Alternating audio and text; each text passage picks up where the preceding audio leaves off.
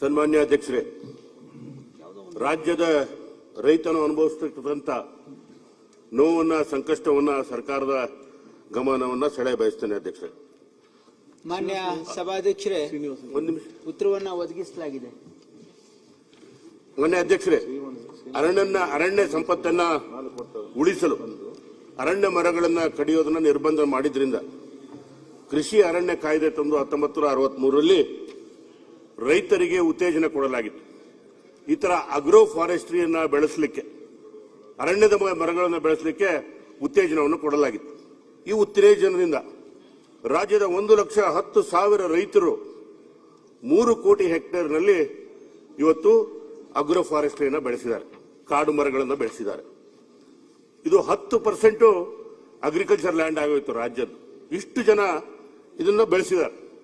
ಯಾವಾಗ ಸಂಕಷ್ಟ ಬರ್ತಾ ಇದೆ ಅಂತಂದ್ರೆ ಅವರನ್ನು ಕಟಾವು ಮಾಡಕ್ಕೆ ಸರ್ಕಾರಕ್ಕೆ ಅರ್ಜಿ ಸಲ್ಲಿಸಿದಾಗ ಅವ್ರು ಪಡಬಾರದ ಕಷ್ಟವನ್ನು ಕೊಟ್ಟು ಇಲಾಖೆಯಿಂದ ಇಲಾಖೆ ಓಡಾಡ್ತಕ್ಕಂಥದ್ದಂತೂ ಬಹಳ ಶೋಚನೀಯ ಅಂತಕ್ಕಂಥ ಮಾತನ್ನ ಹೇಳ್ತೇನೆ.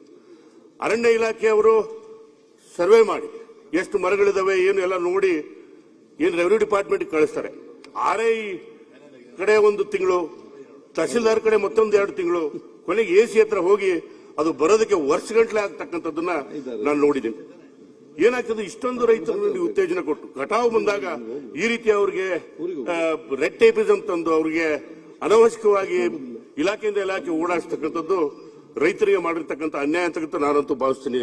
ಸನ್ಮಾನ್ಯ ಅಧ್ಯಕ್ಷರೇ, ಏನಾಗ್ತದೆ, ತನ್ನ ಸ್ವಂತ ಭೂಮಿಯಲ್ಲಿ ಬೆಳೆದಂತ ಮರಕ್ಕೆ, ತೇಗದ ಮರಕ್ಕೆ ಕಟಾವು ಮಾಡೋಕ್ಕೆ 1 ವರ್ಷ, 2 ವರ್ಷ, 3 ವರ್ಷ, 4 ವರ್ಷವರೆಗೂ ಪರ್ಮಿಷನ್ ಸಿಗದೆ ಇರೋದು ಒಂದು ಉದಾಹರಣೆ ನಾನು ಹೇಳಬೇಕಂದ್ರೆ, ರಾಣೆಬೆನ್ನೂರು ತಾಲೂಕಿನ ಮಾಕ್ನೂರು ಗ್ರಾಮದಲ್ಲಿ 37/2022ಕ್ಕೆ ಅರ್ಜಿ ಸಲ್ಲಿಸಿದ್ರೆ ಇಲ್ಲಿವರೆಗೂ ಕೂಡ 4 ವರ್ಷ ಆದ್ರೂ ಕೂಡ ಇಲ್ಲಿವರೆಗೂ ಕಟಾವಿಗೆ ಪರ್ಮಿಷನ್ ಕೊಟ್ಟಿಲ್ಲ. ರೈತ ತನ್ನ ಬದಿಯಲ್ಲಿ ಯಾಕೆ ತೇಗದ ಮರವನ್ನು ಹಾಕ್ತಾನೆ ಅಂದ್ರೆ, ಅವನು ಮದುವೆ ಬಂದಾಗೋ ಅಥವಾ ಸಂಕಷ್ಟ ಇದ್ದಾಗೋ ಅಥವಾ ಯಾವ್ದಾದ್ರು ಲೋನ್ ಹೆಚ್ಚಿಗೆ ಆದಾಗೋ ಇದನ್ನ ಕಟಾವು ಮಾಡಿ ಅವನ ಸಂಕಷ್ಟವನ್ನು ಬಗೆಹರಿಸ್ಕೋಬೇಕು ಅಂತ ಹೇಳಿ ಈ ತರದ ಅಗ್ರೋ ಫಾರೆಸ್ಟ್ ಮಾಡಿದಾಗ ನೀವು ಈ ರೀತಿ ಕಟಾವುಗೆ ಪರ್ಮಿಷನ್ ಕೊಡದೆ ಅಲ್ದಾಡ್ಸೋದ್ರಿಂದ ರೈತನಿಗೆ ನಾವು ಅನ್ಯಾಯ ಮಾಡಿದಂಗೆ ಅಂತಕ್ಕಂಥ ಮಾತನ್ನ ಹೇಳ್ತಾ, ಕೊನೆಗೆ ನಮ್ಮ ನಗರದ ನಮ್ಮ ತಾಲೂಕಿನ ಗ್ರಾಮದಲ್ಲಿ ಯಾರು ತೇಗದ ಸಸಿ ತಂದು ಹಚ್ಚಕ್ ಹೋದ್ರೆ ಹೇಳ್ತಾರೆ, ಅಪ್ಲಿಕೇಶನ್ ಸಸಿ ಹಚ್ಚಿದ ದಿವಸನೇ ಹಾಕ್ಬಿಡಪ್ಪ, ಅದು ಕಟಾವುಗೆ ಪರ್ಮಿಷನ್ ಸಿಗೋ ಅಷ್ಟರಲ್ಲಿ ಅದು ಹೆಮ್ಮರವಾಗಿರುತ್ತೆ ಅಂತಕ್ಕಂಥ ಮಾತನ್ನು ಕೂಡ ನಮ್ಮ ಹಳ್ಳಿ ಗಾಡಿಯಲ್ಲಿ ಮಾತಾಡ್ತಕ್ಕಂಥದ್ದನ್ನ ನಾನು ನೋಡಿದ್ದೀನಿ. ಆದ್ರಿಂದ ಸರ್ಕಾರಕ್ಕೆ ಏನು ಮನವಿ ಮಾಡ್ತೀನಿ ಅಂತಂದ್ರೆ, ಇದಕ್ಕೊಂದು ಕಾಲಮಿತಿ ಇರಬೇಕು. ಒಂದು 30 ದಿವಸದಲ್ಲಿ ಅವರು ಕಟಾವು ಸಿಗಬೇಕು ಅನ್ನೋಂಥ ಒಂದು ನಿರ್ದಿಷ್ಟವಾದ ಸಲಹೆಯನ್ನ, ನಿರ್ದಿಷ್ಟವಾದ ಒಂದು ಆರ್ಡರ್ ಅನ್ನ ನಮ್ಮ ಅಧಿಕಾರಿಗಳಿಗೆ ಕೊಡಬೇಕು.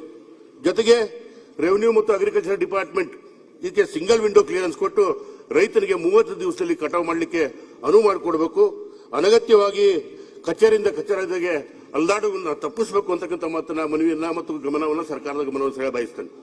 ಅಧ್ಯಕ್ಷರೇ, ಈಗ ಮಾನ್ಯ ಸದಸ್ಯರ ಕಳಕಳಿಯನ್ನು ಅರ್ಥ ಮಾಡ್ಕೊಂಡಿದೆ ಸರ್ಕಾರ.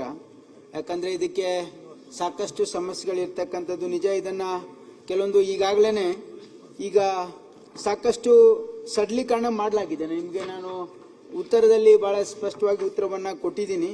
ಮತ್ತು ಇನ್ನೂ ಕೂಡ ತಾನು ಏನು ಮಾನ್ಯ ಸದಸ್ಯರು ಸಲಹೆಗಳನ್ನು ಕೊಟ್ಟಿದ್ದಾರೆ, ಇನ್ನೂ ಕೆಲವೊಂದು ಸರಳೀಕರಣ ಮಾಡ್ತಕ್ಕಂಥದ್ದು ಸರ್ಕಾರ ಕನ್ಸಿಡರ್ ಮಾಡ್ತಾ ಇದೆ. ಇದಕ್ಕೆ ಇನ್ನೂ ರೈತರಿಗೆ ಫಾರ್ಮರ್ ಫ್ರೆಂಡ್ಲಿ ಆಗಿರ್ಬೇಕು ಅಂತಕ್ಕಂಥ ಒಂದು ಉದ್ದೇಶದಿಂದ ನಾವು ಇದನ್ನ ಇನ್ನೂ ಸರಳೀಕರಣ ಮಾಡ್ತಕ್ಕಂಥ ಉದ್ದೇಶ ಸರ್ಕಾರ ಇಲಾಖೆ ಹೊಂದಿದೆ.